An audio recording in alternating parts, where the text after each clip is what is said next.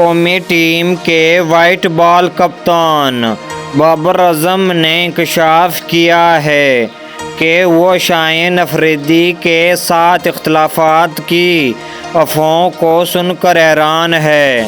راولپنڈی میں New Zealand کے خلاف سیریز سے قبل پریس کانفرنس کرتے ہوئے کپتان بابر اعظم نے کہا کہ شاہین افریدی اور میرے تعلقات کی خبریں سن کر حیران ہوں۔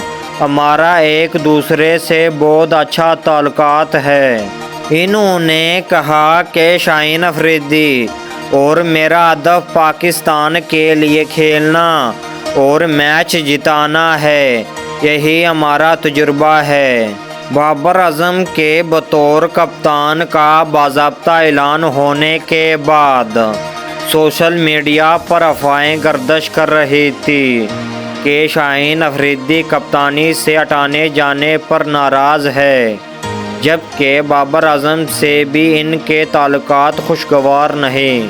Babar Azam ICC world cup 2023 میں قومی ٹیم کی ناقص کارکردگی کے باعث کپتانی کے عہدے سے دستبردار ہو گئے تھے۔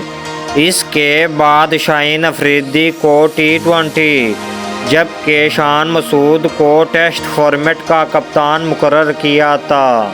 تاہم محض ایک نیوزی لینڈ سیریز کے بعد نیو منتخب چیئرمین PCB محسن نقوی نے بابر اعظم کو ایک مرتبہ پھر وائٹ بال کرکٹ میں قیادت کے فرائض سونپ دیے، جبکہ شاہین افریدی کو قیادت سے ہٹانے کی کوئی ٹھوس وجہ نہیں دی گئی۔